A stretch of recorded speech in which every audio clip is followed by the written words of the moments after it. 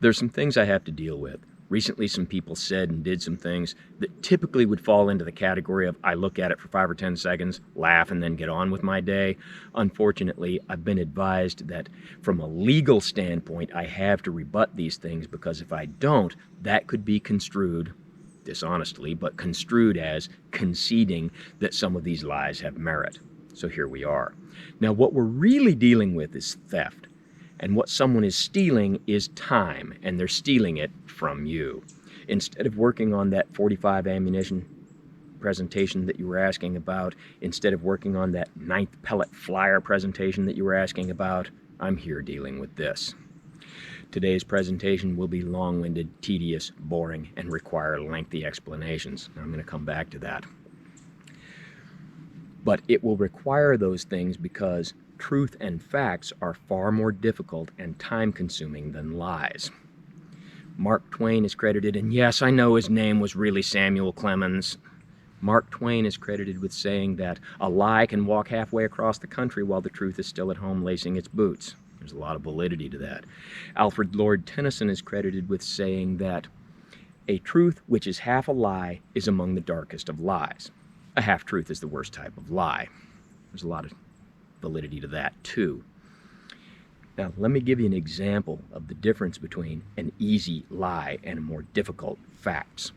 Currently, the vice president is Edgar Rice Burroughs. Before that, it was Donna Rice. Before that, Donna Dixon. Before that, Richard Nixon. That was easy. I just pulled that out of the air. Lying is easy. Now, the facts are this. The current vice president is Mike Pence. Before that was Joe Biden. Before that was Dick Cheney. Before that was Al Gore. Prior to that was Dan Quayle. Prior to that was George Herbert Walker Bush. Prior to that was Walter Mondale. And prior to that was Nelson Rockefeller. Look it up. But you see, that took some thought on my part. That took some fact-checking. That was far more difficult than the easy lie. So unfortunately, today's rebuttal will be difficult and tedious and time-consuming. Which brings me to the point that one of the criticisms I get a lot is that I'm boring. Someone recently said that I'm as boring as whale dung. Well, I'll have to defer to that guy's expertise on that topic. But the fact that I'm boring has some validity. Somebody said that I'm long-winded. No argument there, and today's presentation will certainly corroborate that assertion. Also, that every time I explain something, I have to go back to the dawn of time to explain it. Today's presentation will illustrate that as well. But in my own defense, I have to say that there are reasons why I do that. Let me give you an example. What I would like to say is something like this. When someone's carrying a revolver for concealed carry, it's typically going to hold 5 or 6 rounds. Now, that was accurate and to the point and concise. But when I say something like that, I am inundated with erroneous commentary from people who say, 5 or 6 rounds? You don't know the difference? Or people who say things like, oh no, Paul, I knew this guy who knew this guy, times 11, who knew this guy's cousin who had a revolver that held 7 rounds. Yes, I know that. I own one. And it goes on and on from there. Because people who are speaking out of not having paid attention or speaking out of ignorance or being deliberately dishonest will say things like that. And so to avoid that type of commentary, what I have to do is, instead of the concise version, I have to say this. When someone's using a revolver for concealed carry, personal protection, home defense, there are many different types of revolvers out there. I've seen a revolver that had a cylinder that held 12 rounds. There's a wide variety. But in my experience, what's most common is a revolver that has a capacity of 5 or a revolver that has a capacity of 6. There are many exceptions, but in my experience, that's what's most common. A very long-winded, tedious version of the exact same thing that to some extent is successful in rendering some of those erroneous comments moot. Now, let me give you an example about going back to the dawn of time for explanations. A while ago I did a presentation on mixing ammunition in your carry firearm, and short version, as I said, I did not consider it to be a good idea most of the time. And I told an anecdote about how one day I went to the range with a .38 Special revolver and a bunch of mixed up old ammo that I just wanted to get rid of. And I had this revolver loaded with several different types of .38 Special ammo and one round of .38 Smith & Wesson ammunition. Now recently somebody commented on that and he wrote, .38 Smith & Wesson won't fit into a .38 Special. And then he went on to erroneously explain why. He actually used the word in the comment he wrote. Okay, because I did not give the dawn of time explanation. I had in a previous presentation, but I didn't give it right there, allowing someone to write something that was erroneous, making it appear as though I'm a liar or incompetent. Now the long version of this is, by textbook, .38 Smith & Wesson does have a slightly greater diameter than .38 Special, and in some .38 Special revolvers, it won't fit. In some .38 Special revolvers, it will fit, but it's pretty tight.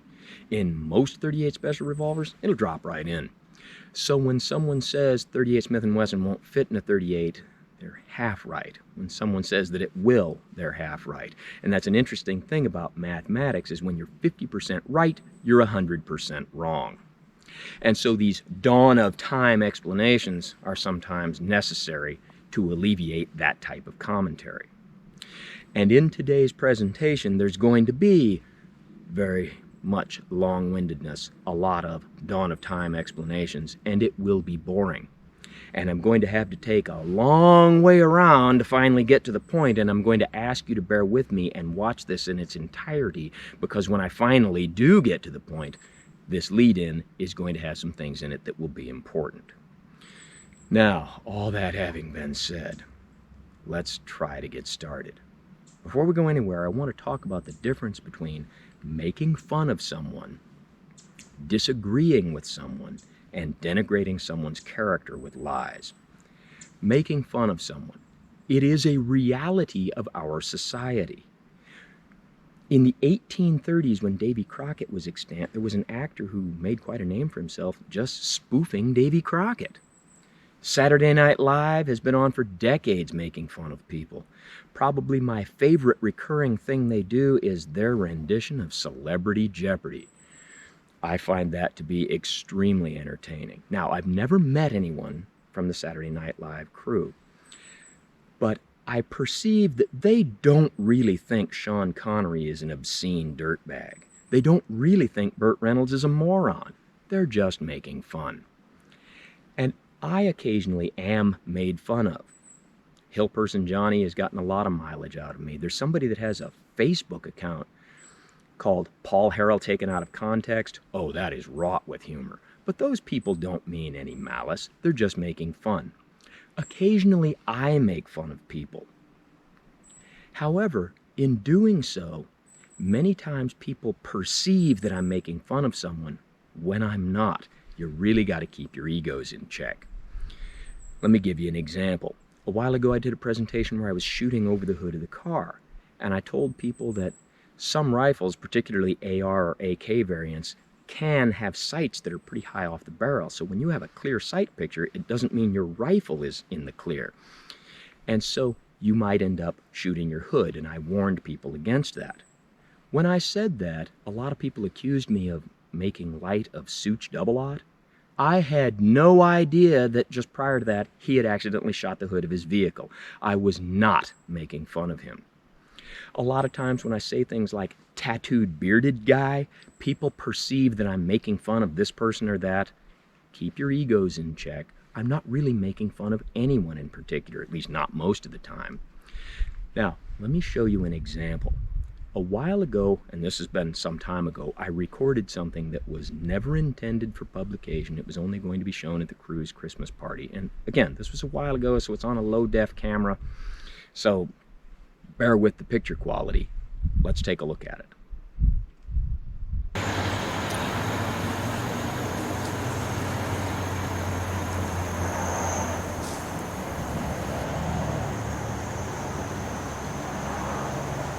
I'm in the field.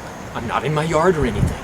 I'm in Vindrindal, or Lop. When I'm in the field, I don't trust my life to a 1911. Glock, baby. So who was I making fun of there? No one. That could have been a conglomeration of 40 different people. And when I say things like tattooed bearded guy, that could describe scores, maybe hundreds of people. You gotta keep your ego in check. Now, there is one person that I have made fun of on a few occasions, although not nearly as often as people seem to think. And I don't like to mention people's names, but in this case I'm going to, and that is James Yeager. He had something he was saying a while ago that you could go to his website and there'd be information, but if you went to his pay website, that's where you could get the serious information. Okay, experts charging people to listen to their instruction or their opinions is nothing new. People paying to listen to those things is nothing new. So if he wants to charge money and people want to pay money to hear it, that sounds like a really good match. But when he was on there saying that he was going to talk about really dangerous stuff, I just burst out laughing. And the first thing I thought was, really dangerous stuff? What, like running with scissors? Now, that doesn't mean that I don't like him. It doesn't mean that I consider his information invalid. It just means that that struck me as funny, and I ran with it. So when it comes to making fun of people, something you got to remember is it's part of our society. Get over it. I'm not making fun of you or whoever it is you're a fan of nearly as often as you think I am. So you got to keep your ego in check. And the great majority of the time when people make fun of each other, no malice is intended. Now that we've talked about that, there's a difference between making fun of somebody and disagreeing with them. And I'm going to use again the example of James Yeager. He makes a great example because he has a lot of opinions, and they're very definite opinions, and he's not shy at all about telling you what those opinions are. So it's easy to decide whether or not you can agree or disagree because there isn't much wiggle room as to what his opinion is. And let me tell you about two conclusions, or perhaps you could call them opinions. First, a while ago, he did a monologue, and as far as I can tell, it's not online anymore, so I saw it some time ago, so hopefully I won't get any of the details wrong. But he was talking about a bunch of gun myths, and he considered it a myth that there's a significant difference between 5.56 NATO and 223. There are some people who think that if you put 5.56 NATO ammunition into a true 223 rifle, that it will cause the colors of the rainbow to change, rivers and seas will boil, it'll blow your gun up. That's an opinion he didn't agree with. Also, there are people who think that if you put real 223 ammunition into a 5.56 that it might function right, but you're going to lose a lot of accuracy and so forth. And he considered that to be a myth. And if I can get the quote right, he said, there's no appreciable difference between 5.56 and 223. Now, two things on that. First, if you're one of those people who thinks that madness and pandemonium will reign if you mix those things, don't send the hate mail to me. I'm only telling you what he said. Go send the hate mail to him. Secondly, you have to listen to what he said. There's a disclaimer in there. He said no appreciable difference. Obviously, technically by textbook, there's a difference between the two. What he's trying to say, if I understood him correctly, is that it's not really a significant difference, and most of the time it's not enough difference to make a difference. Now, on what does he base that opinion? Well, as near as I can tell, he bases that from spending a lot of time on a lot of ranges with a lot of people shooting a lot of ammo through a lot of different rifles. And what he's seen leads him to the conclusion that there's no appreciable difference between 5.56 and 223. Okay. Now, do I agree with that? Well, one of the things he says, and I'm paraphrasing a little bit, is before you disagree with him, you got to ask yourself, do you know what he knows? Have you seen what he's seen? Who are you to disagree with him? Okay. I've said this many times before. Different people have different training, education, and experiences. Because they have different experiences, they have different conclusions and opinions. There's no question that my experience is very, very different than his. For example, I spent 20 years in the military. As far as I know, he was not in the military at all. Obviously, our experiences are very different. That doesn't mean that either of us have invalid or lacking training or experience, just that they're very different. Now, what does my training and experience tell me? Is there a difference between 223 and 556?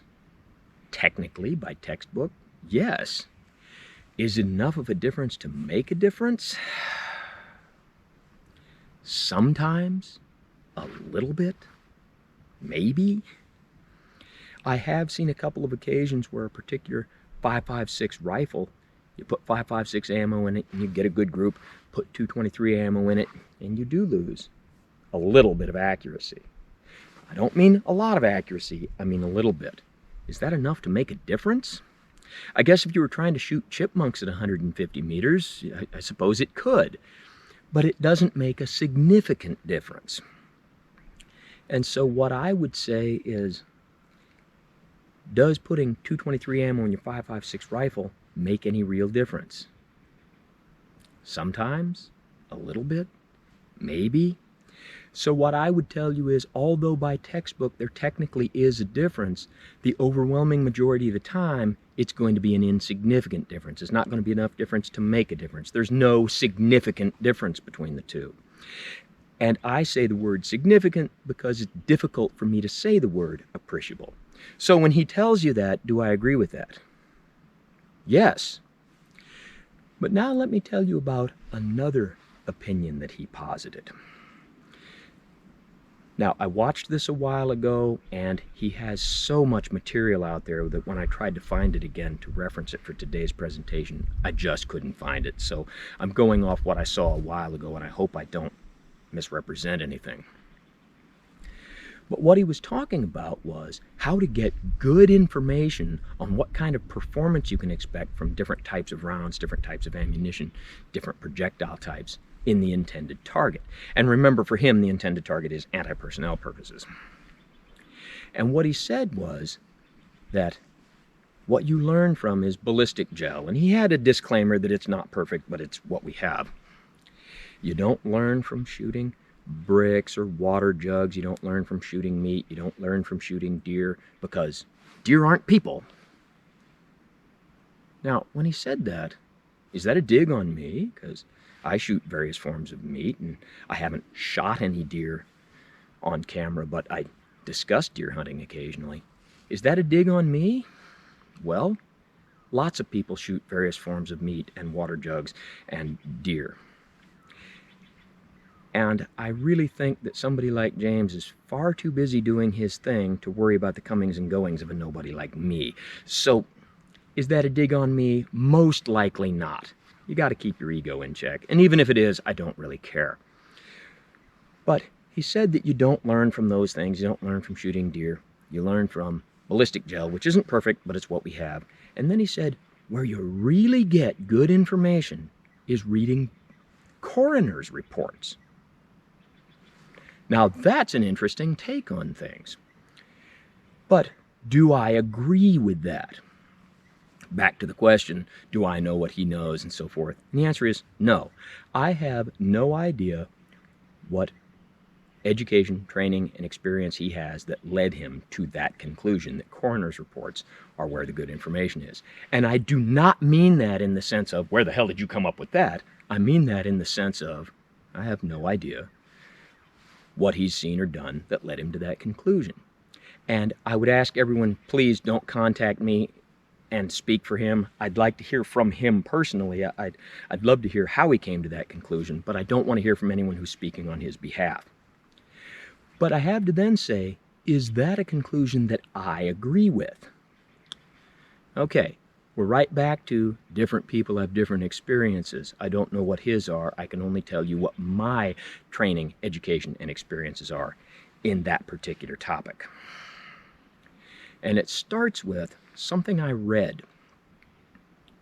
There's a man, his name is John Douglas. He and Mark Olshaker have co-written several books. John Douglas is a retired FBI agent. He spent most of his time in the FBI as a criminal profiler. Agent Douglas and his crew, primarily his partner Roy Hazelwood, pretty much, as far as what I read, created modern criminal profiling as we know it today. And he's written quite a few books. I've read 4 of them. And in one of them, he mentioned county coroners. And he said that In many jurisdictions, the county coroner is an elected official and is a highly skilled pathologist. But in some places, the county coroner is someone who comes out, looks at a dead body, and says, "Yep, that boy sure is dead." Okay. Now, let me tell you another one, and I'm not one to tell secondhand stories that other people tell me, but in this case, this comes from a police officer that I really trust. There are not many people on that list. But what he told me was, some time ago, there was a rundown, low-rent hotel downtown that was typically used by transients. And transients could come in when they had enough money to get a room at the rundown hotel and get themselves and their gear cleaned up, maybe get out of inclement weather. Great. One night, the PD gets call of a DB down at the transient hotel. And they go down there, and here is someone in bed, covers over him, lying on his back, as if he died in his sleep. Only problem is he has one single axe wound right to the middle of his face. Across the room, leaning in a corner, is an axe with blood on the blade. So, quick glance leads you to the conclusion that this is an old-school axe murder and somebody killed that man in his sleep. It was officially documented as a suicide. Apparently what this man did was he stood there, hit himself in the face with the axe, leaned it in the corner, walked across the room without getting a lot of blood on the floor, went to bed, and died. Now, when I say that, your reaction might be something like, "What?" Okay. To explain the why behind that would mean taking a detour, being far longer-winded than I already have been, and nobody wants that, and discussing things that aren't really germane to the point I'm trying to make. And this is not the format to whine and complain about law enforcement. There are other places that are the format for that. This is not. But that's what happened. Now, let me tell you another one. I've mentioned this before. When I was a kid, my father was a police officer. And when I was a really little kid, there was a television show on starring Jack Klugman. It was called Quincy M.E., where Jack Klugman portrayed Dr. Quincy, who was the medical examiner. And the show was one of the forerunners of CSI, and he would come up with all this really cool medical stuff, and he would solve crimes. Okay. Now, I just mentioned the medical examiner, and we were talking about county coroners. In the state that I live in, we don't have county coroners. We have a state medical examiner's office, so it does basically the same thing. And I could go on all day about the details of it, but to get back on task,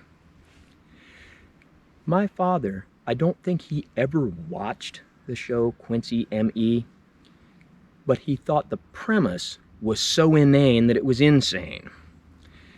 And he based that on his experience with the local medical examiner. And then he went on a tirade talking about how our local medical examiner, even as excrement goes, he was of substandard intellect. Think about that. There you go.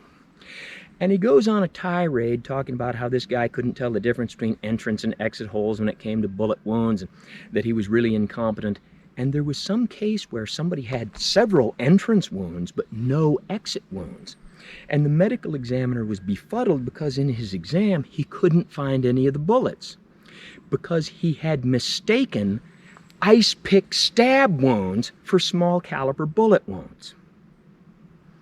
Doesn't exactly put a lot of confidence in me, in medical examiners and county coroners. But that's what I've read, that's what people have told me. What are my personal experiences with such things? Okay, I now have to talk about some things that I do not like talking about. I only mention it because it's germane to the point, and not just about agreeing or disagreeing with somebody, but there's things I'm going to say that will become really relevant later. And I'm going to tell you 2 anecdotes. First, we all know that I was in the military for a long time. People in the military, sadly, sometimes take their own life. Also, I've been a dental assistant for a long time. And so I was taught in dental assisting school, dental healthcare professionals are at higher risk for suicide than the public. That's what I was taught in school. And so over the years, I have had no less than 5 coworkers take their own lives. In one case, it wasn't just a coworker, it was a very dear friend of mine. Now, remember when you were in school and you learned about the warning signs that someone might be planning on harming themselves? They say goodbye to people, they give away personal possessions, they may have a previous attempt, and the list goes on. Remember when you learned those things? Okay, from all that, you can decide whether or not someone fits the profile. This individual didn't fit the profile, this individual was the profile. Now you take that, and then you also have overwhelming physical evidence that this is a suicide. Okay, in that case, I did not get to see the medical examiner's report, but it must not have been ironclad, this is a suicide. It must have left some wiggle room in there, because the local police made it very clear to me that they considered it a homicide, and they had a particular individual that they were very interested in making hold the bag for this. Yeah. And so they tried to twist and turn and pretzel some things to fit their narrative. Now, it didn't work because the person was the profile, the physical evidence was overwhelming, and the person that they were really interested in had a rock-solid alibi. But I'll give them credit for trying. And when I tell you that, you might think, wait, what? To explain the why behind this would require taking a detour and going into things that aren't germane to the point, and this is not the format to whine and complain about law enforcement. Now, I'm going to tell you one more anecdote. I've mentioned in the past that I've been in a couple of citizen-involved shootings. Okay, one of those cases was just about as close to nothing as it could be and still be something. I mean, like it's like having a nickel. You technically have money, but you're just about as close to broke as you could get while still having. This was just about as close to nothing as you could ever get while still being something. The other one, however, turned into a rather big deal. And in that case, the perpetrator died. In that case, the police arrested me for murder. Now, that was amended at the arraignment to first-degree manslaughter, but we're still talking about homicide and a Class A felony. In this case, yes, I was able to go to court and prove my innocence, and I was completely exonerated of all wrongdoing. But before that happened, in this case, there was no autopsy performed. Homicide case, Class A felony. No autopsy? When I say that, people immediately think that I'm crazy or lying. Well, I'm neither of those things. What they did was what they called a head-only autopsy. No, that does not mean they cut the perpetrator's head off. It was still attached to his body. They just only examined him from the neck up. So, no tox screen, no determination of what kind, if any, drugs were in his system, no determination of how much alcohol was in his system. He did have a bullet wound to the head. However, their head-only autopsy left out the very clear, very obvious bullet wound front to back through his upper chest shoulder area. That didn't fit their narrative, so they left it out. That is not part of the official record at all. Now, when I say that, you might say, wait, what? To explain that would require taking a detour, being far longer-winded than I've already been, talking about a whole bunch of stuff I don't want to talk about, and it's not really germane to the point. It would also require me to speak out of turn, and this is not the format to complain about law enforcement. The police represent themselves as highly trained professionals. And you know what? They often are. Just in the cases I'm talking about, not so much. But if you take my experience, my reading, my education, my training, my experience with such things, I have to say I have no idea on what James bases his opinion. But my experience tells me that coroner's reports, medical examiner reports, police investigation reports are absolutely terrible sources of information.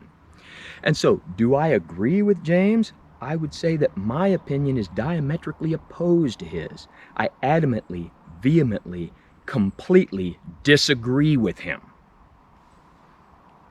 Now, you heard every word I said.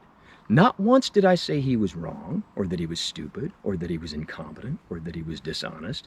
I said that different people have different experiences, and that leads them to different conclusions and different opinions, and mine is very different than his.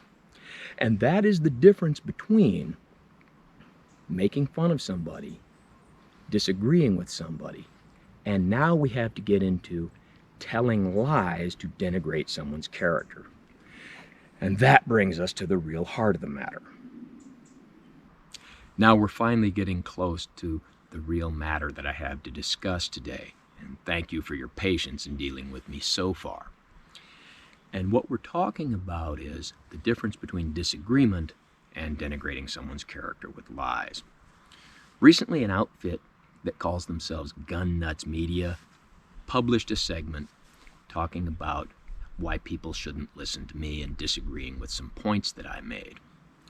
Now, disagreement is good, and we'll come back to that later, but in this case, there were some things that were said that just weren't square with the facts, and that's what I have to deal with.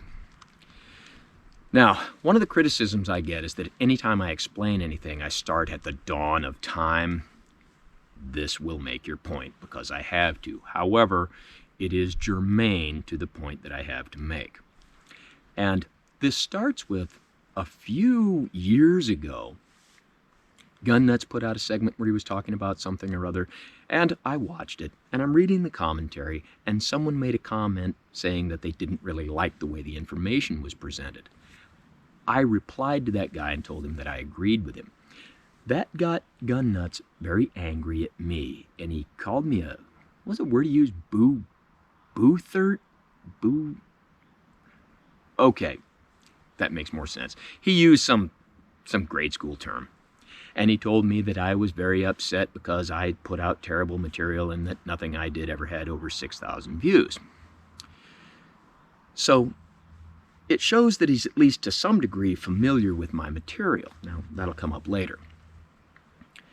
Well, I read that. I thought, whatever. And I went about my day. Now, fast forward a couple of years, and in a totally unrelated matter, I put out a presentation on my top 5 ways to spot a fake expert. And side note, even though everything I said in that was from a point of sincerity, it was intended for a little bit of levity. Now, that was a failure on my part.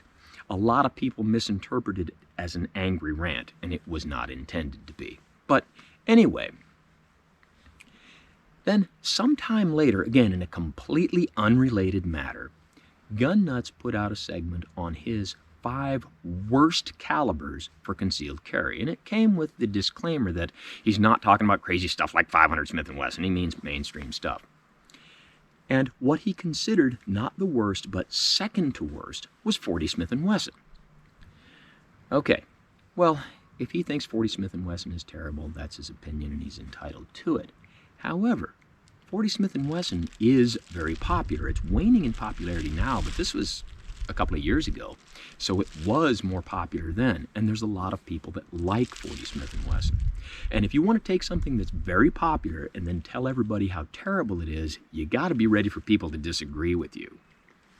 Now, of course, I didn't see this. I had nothing to do with anything that was going on, but there was a lot of commentary of people telling him that they disagreed with his point on 40 Smith & Wesson. And somebody ended up making the comment that you're one of those fake experts Paul Harrell was talking about. Well, that got Gun Nuts very angry at me. And he ended up replying to that person, telling them that I was stolen valor. Not that I was committing stolen valor, that I was stolen valor. And that I've never been in a shooting competition, and that I was never in the military. Now, of course, this starts a thread of everybody going around and around. I have no idea if this is even going on until somebody contacts me and tells me, hey, Paul, you got to go check this out. Okay. And I go over there and I see this thread, and down there is someone calling out Gun Nuts, telling him that he's lying and telling him that perpetrating such lies might get him on the wrong end of legal action. Shortly after that, he deleted that thread, and then later he claimed that no such thread had ever existed. So Gun Nuts lying about me is a precedented activity. Now, that brings us to a few months ago. A lot of viewers contacted me asking me to do something about double-action revolvers in their role as concealed carry personal protection home defense firearms. I ended up doing a 4-part series on double-action revolvers in that role. In part 2, I discussed some reloading techniques. Well, just a couple of weeks ago, gun nuts, evidently disagreeing with some of my techniques, published a 17-plus minute whiskey-fueled rant all about why you shouldn't listen to me. Okay, now, I mentioned disagreement. Disagreement is good. If people disagree on various things, and we have different points of view and different ways of doing things, that allows you to have more information and allows you to be in a better position to decide what's right for you. However, this wasn't disagreement. This was denigration of my character with quite a few lies. And that is what we have to discuss. Now, in the description of this rant, one of the things was that Gun Nuts cautioned you about the very bad advice I was giving. Okay, let's take a look at a segment from Revolvers Part 2 and see what I actually said. Defense firearms. And what we're talking about today is reloading. Now, this comes with a caveat that nothing I do today should be inferred as a tutorial. I'm in no way trying to tell you what you should do. I'm just going to demonstrate some techniques that have helped me. How could anyone take what I said as advice? I think that was a pretty clear disclaimer. And it begs the question, did he not watch the presentation that he was reviewing? Or is he just lying? Now, another thing in my presentation on reloading double-action revolvers is that I demonstrated my technique for reloading with a speed loader. And Gun Nuts took exception to a few things that I did. One of those is my opinion that when reloading a revolver, you should continue to look downrange. He disagrees with that and thinks that you should look at your revolver. It will allow you to reload it faster. And for a lot of people under a lot of conditions, it will. My thought on looking downrange has to do with the differences between what I call real shooting and range shooting, and we'll come back to that. But what I really want to show you is how he represented what I did and what he had to say about it. Let's take a look. Chambers, just drop the speed loader, close the cylinder. Now, in doing this, you'll notice that those went in there fairly easily, even though I was not looking at the gun. But there's a lot of people that have difficulty getting those things lined up. I happen to be one of those people. And although you want to keep looking at what's going on and reload without looking at your firearm, for the love. This is actually one of my biggest pet peeves in general. Look at your gun when you're reloading, people, okay? Think about this in the context of a civilian self-defense encounter, all right? A civilian self-defense encounter. So not me working my job for the Air Force chasing camels, not Leo getting into a sustained running gun battle, an armed civilian going about their daily life, all right?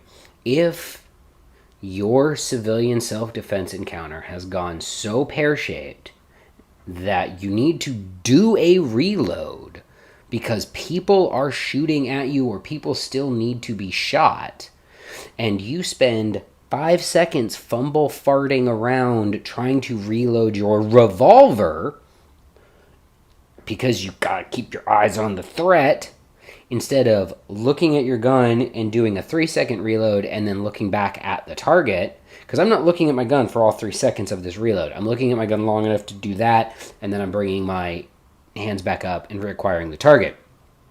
Now, you may agree that what he said made sense, and you might agree that I'm kind of dumb. However, he didn't show you what I really said. Let's take a look at what I really said. The rounds fall into the chambers, just drop the speed loader, close the cylinder. Now, in doing this, you'll notice that those went in there fairly easily, even though I was not looking at the gun.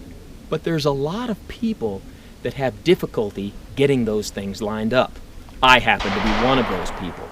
And although you want to keep looking at what's going on and reload without looking at your firearm, there's sometimes that instead of spending 5 seconds looking down range while I'm fumbling with this, it might be a better idea to spend 1 second actually looking at your gun and make sure it gets loaded correctly. So he edits out what I said, tells you something very similar to it, and then tells you how dumb I am for not saying it? Which brings us back to the question, did he not watch the presentation that he's critiquing, or did he do that to intentionally mislead you? Now, another place where he took great exception to my technique was when I said hit the ejector rod when it comes to reloading a revolver. Let's take a look at what he had to say. The cylinder out of battery, and then the revolver will just be in my non-dominant hand, and I'm controlling the cylinder with my thumb and my 2 middle fingers. I'll then turn the muzzle straight up and hit the ejector rod. The muzzle's up because gravity's your pal when you're trying to get those rounds out of there. And you don't push the ejector rod, hit it.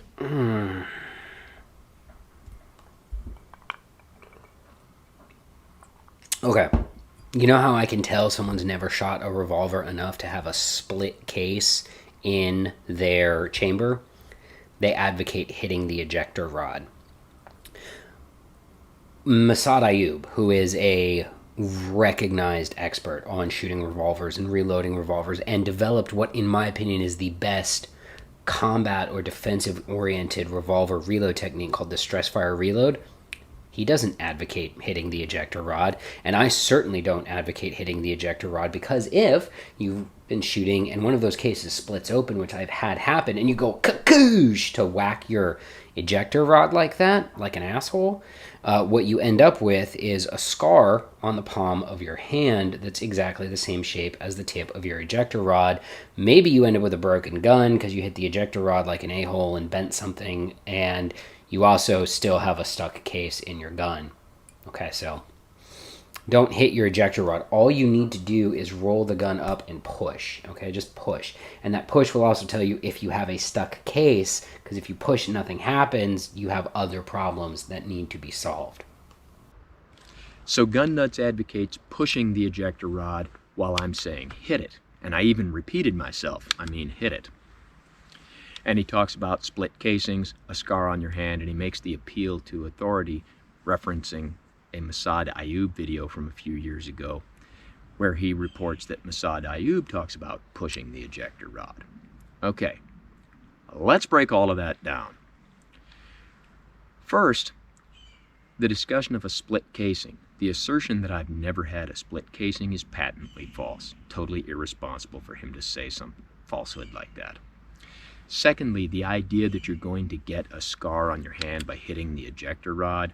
Well, people do love to point out to me that I have ugly scars, and I do.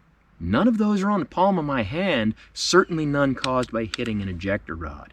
If you're going to get a scar on your hand by hitting an ejector rod, I'm going to suggest that you've never done an honest day's work in your life. Now, the appeal to authority referencing the Masad Ayub video. In that, you clearly hear Masad Ayub say one hard hit and one sharp slap. Now, he uses the other hand, but he hits it. Now, people pointed that out to Gun Nuts in the comments section, and Gun Nuts defended his position by saying that even though Masad Ayub said that, he didn't really hit it, he just pushed it. No, fella, he hit it. And the thing that I mashed on it and took a big wind up, I didn't take a Pete Townsend wind up, I just hit the thing. Now we have to look at a few things here. When I say hit the ejector rod, I most certainly am overemphasizing that point, and it can be misinterpreted, and that's because I didn't give an explanation that started at the dawn of time. There have been some occasions where I have been called upon to show people how to reload revolvers. And when I have said things very similar to what Masad Ayub said, like give it a good tap, or one sharp slap, I find that I say that and then someone will gently push on the ejector rod and I tell them, no, give it a good tap. and they'll gently push on the ejector rod. And I said, no, give it a sharp slap. And they'll gently push on the ejector rod until finally I say, hey, hit it. And that gets through. And that's why I tend to overemphasize that point. Now, both gun nuts and Mossad Ayub seem to think that if you hit an ejector rod, you're going to bend it. Okay, well, we've established that gun nuts doesn't have much credibility with me, but Mossad Ayub most certainly does. If he says that he has seen people bend ejector rods, then I have utmost confidence he has seen people bend ejector rods. But I have to balance that against a few things. First being that I'm not trying to tell you what to do. I'm only demonstrating what I do. Secondly, this Smith & Wesson Model 15 revolver is 49 years old, and it has been used on a regular basis that entire time.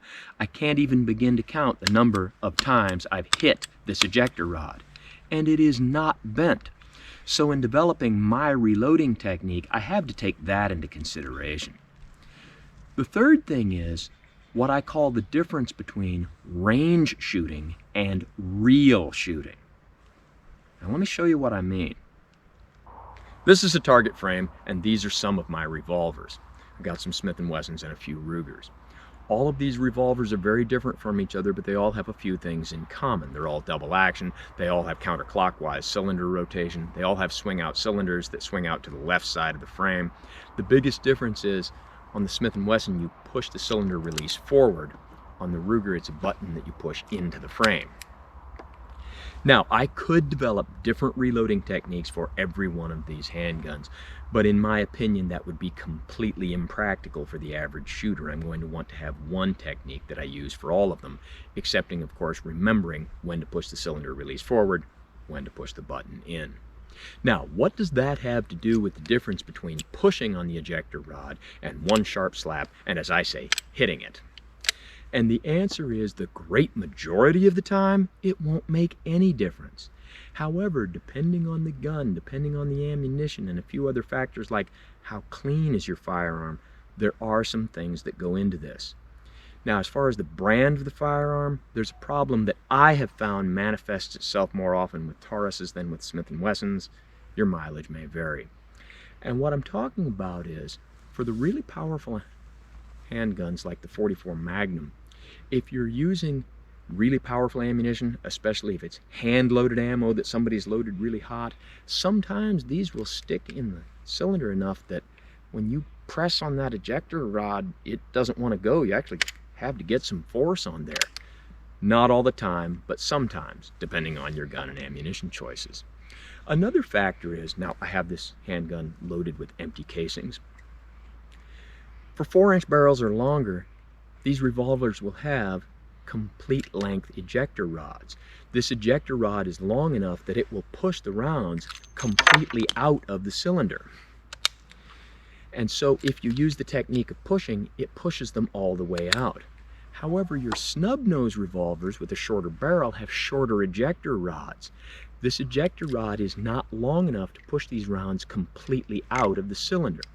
Now the reality is, most of the time, that doesn't make any difference. You'll just push on it, they'll fall right out.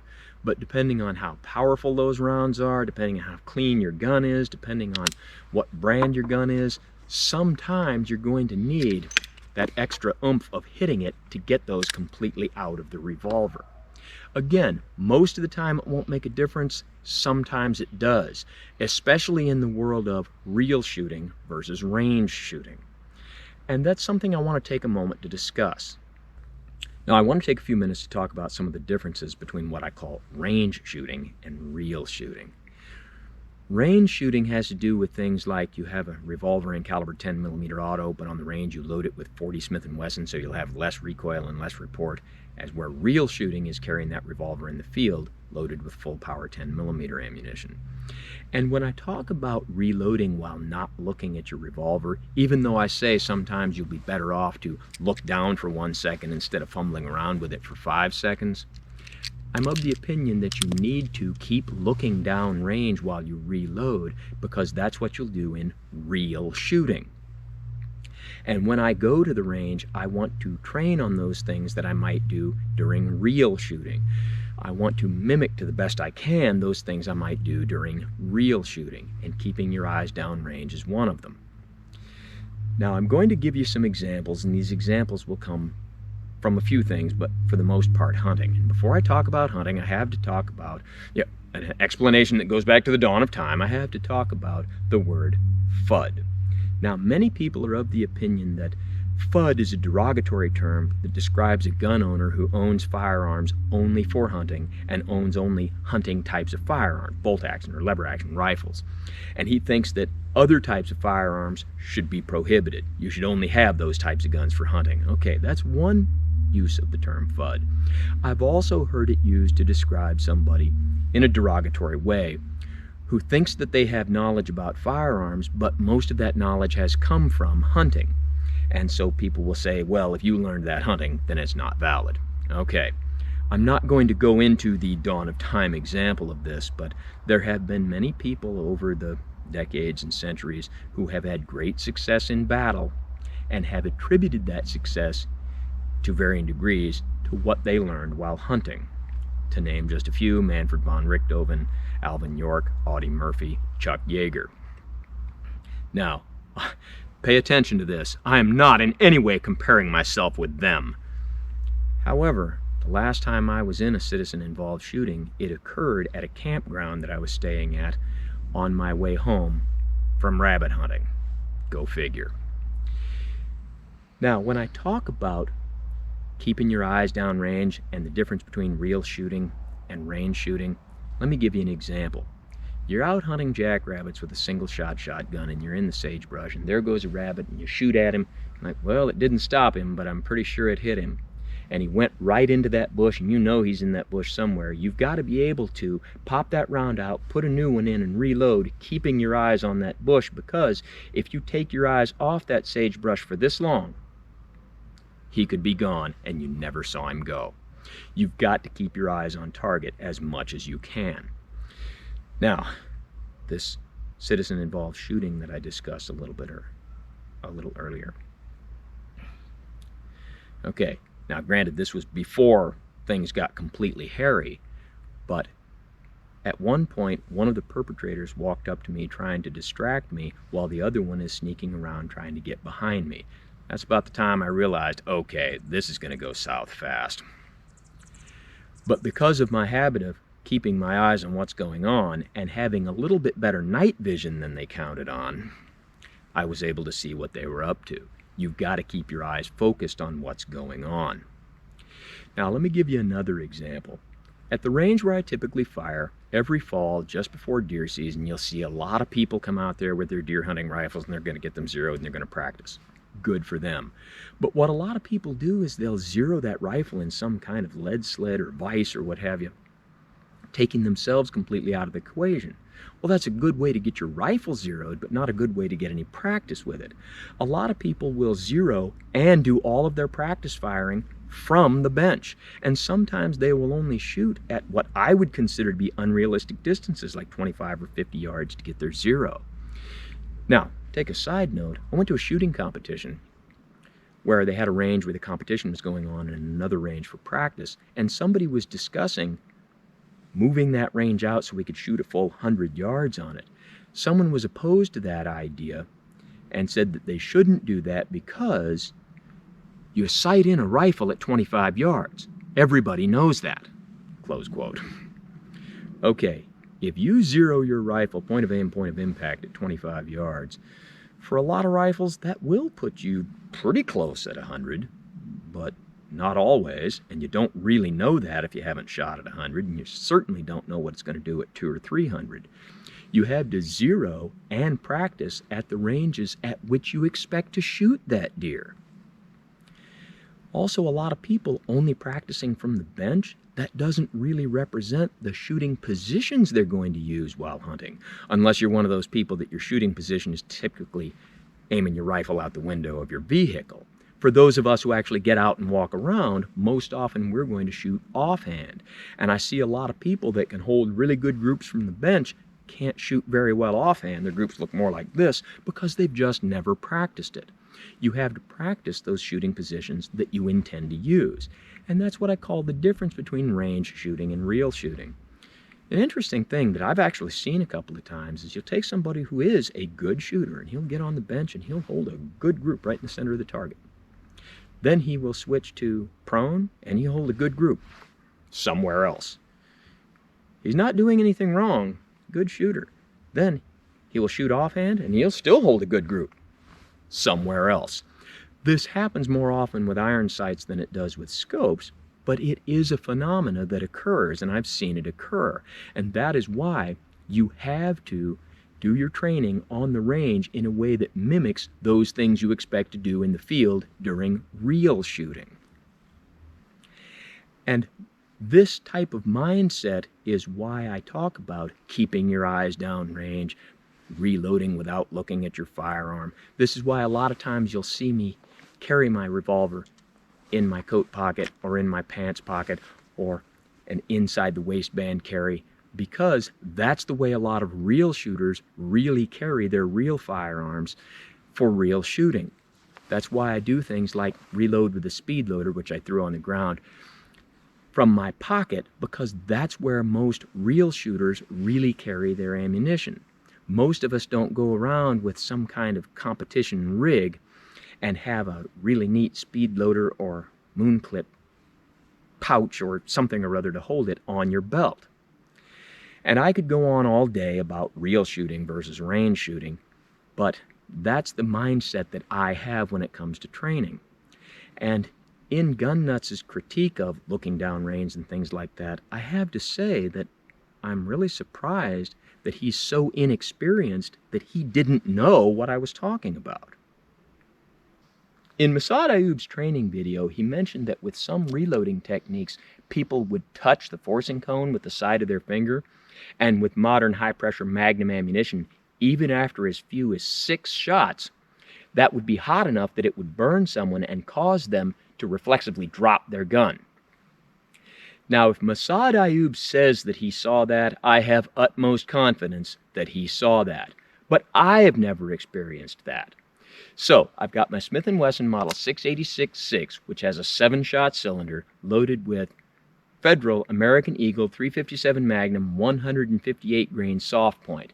And I've got a 7-shot speed loader. So I'm not going to shoot 7 rounds, I'm going to shoot 14 as fast as I can to generate as much heat as I can. And I'm going to give myself the luxury of looking at the revolver when I reload it so I can be fast. And after I shoot 14 rounds, I'll touch the forcing cone and see if I burn myself.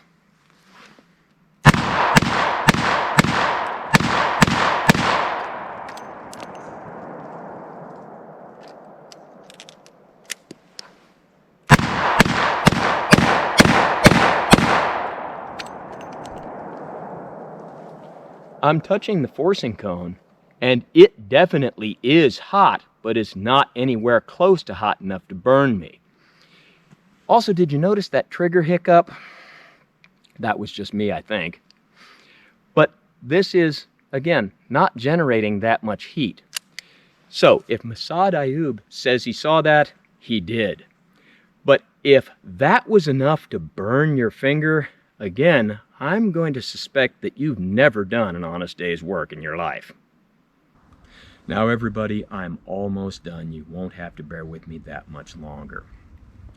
In the past, Gun Nuts has proclaimed that I have never been in any shooting competitions. Okay, if the goal was to tell a bald-faced lie, if the goal was to generate my disgust and generate my contempt, mission accomplished.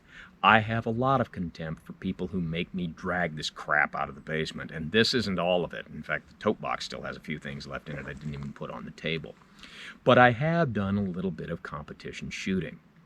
Now, in his recent whiskey-fueled rant, he's going on about titles he holds and ratings he has, and he's a 7th level of Dante's Towering Inferno, McQueen, Newman, Redford, Butch and Sundance shooter.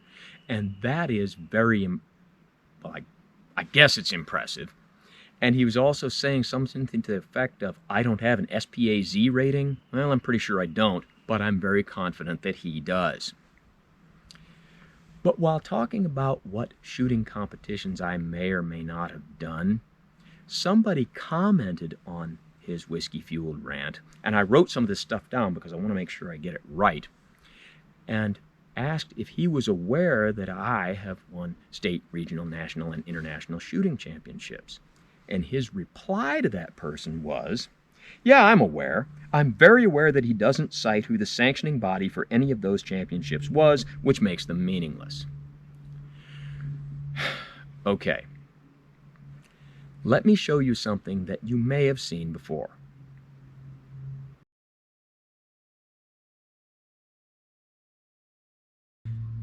Now, that display for quite a while appeared at the beginning of a lot of the presentations we did. It was created by Stan, our late post-production guy, and so now we don't use it anymore. And to be blunt, I really didn't want to use it in the first place, and I don't really think it's necessary, and that's part of the reason we don't use it anymore. However, I see now that was a mistake on my part, and we're going to have to redo something like that. But as far as citing a sanctioning body, you can clearly see these plaques. I've got 6 of them. And presuming that you completed 5th grade geography, you can easily see that that's an outline of the state of Oregon. And it's very clearly printed on this plaque, Oregon National Guard. And that's at the beginning of a lot of the presentations we've done. So as far as citing a sanctioning body, I don't know what more citing you'd want. Now, an interesting thing is, here's a couple of plaques for some of the first place at national competitions that I've got, and I find it ironic that the state plaque is a lot bigger than the national plaque. Now, as far as an international shooting championship, this 40mm casing was turned into a trophy, and it's something I got for an international pistol shooting championship that was held in the Netherlands, where I took first place. And as far as a sanctioning body, I guess that would be the Dutch Army. And no, I don't mean it, that's a coffee thing. I mean the Dutch Army. So as far as citing the sanctioning body, there you go. Now, if you want to see some of this other stuff, well, let's see. Here's a tomahawk that was the prize for winning a tomahawk throwing competition. And you see this here? Yeah. Air does pass through that. It really is a pipe. Here's some plaques for some of the turkey shoots that I've won, where you can win money, monetary prizes, and you can win turkeys. And one of those I actually won 4 turkeys. And I was very popular that Thanksgiving handing out turkeys. But I don't really care to go on and on about stuff like this. This isn't what it's about. Which is another interesting thing, and I'll have to refer to my notes because I want to make sure that I get these right. As Gun Nuts goes on about his various ratings and so forth like that, someone told him that I wasn't interested in self-aggrandization as he is. And his reply to that was, "Believe me, anyone with a YouTube channel is 100% interested in aggrandizing, especially Paul. Some of us are just more honest about it." No, I doubt very much that he's capable of being honest about very much of anything. And making such an accusation is as far beneath me as it should be beneath you. Self-aggrandization is his bag, not mine. But to get back to the point of shooting competitions, it is true that I have not competed in any competitions where I could have earned a Pokemon Pogue Dirty Harry Potter Dungeon Master rating. But the idea that I haven't been in any shooting competitions, I've been in a few. Now, there's one more thing I have to cover, and please believe me, I get no catharsis or pleasure from saying this. Discourse and disagreement are good things. Bald-faced lies and intentional misrepresentations are not. Now, there were people who commented on that rant and mentioned that they didn't like it and didn't think it was appropriate, and some of the people were standing up for me, and I appreciate that. But in that, Gun Nuts replied to some of them with things like, "Well, great, now maybe Paul will be proud of you like your dad never was, and maybe Paul will love you like your father never did." Caleb, you kicked that ball into the field. You have no one to blame but yourself when somebody picks it up and runs with it. Caleb, I'm a lot older than you. I'm probably old enough to be your father. And I have children, so I understand a little bit about being a parent. I don't know if you had a father, and if so, I don't know if he's extant. But if so, I hope he didn't see what you did, because I'm confident he would be embarrassed by you. I know I'm embarrassed for you. And if you have a father, I hope that he didn't see what you did, because what you did is conduct unbecoming a member of the armed forces, most certainly conduct unbecoming an NCO, and demonstrates that you have no shame. That's okay. The rest of us have plenty to spare. And I'm confident your father would be ashamed of you. I know I'm ashamed of you. Right about now is when I normally say, thanks for watching. No, today I'm only going to say, I'm sorry you had to watch this, and I wish I didn't have to make it.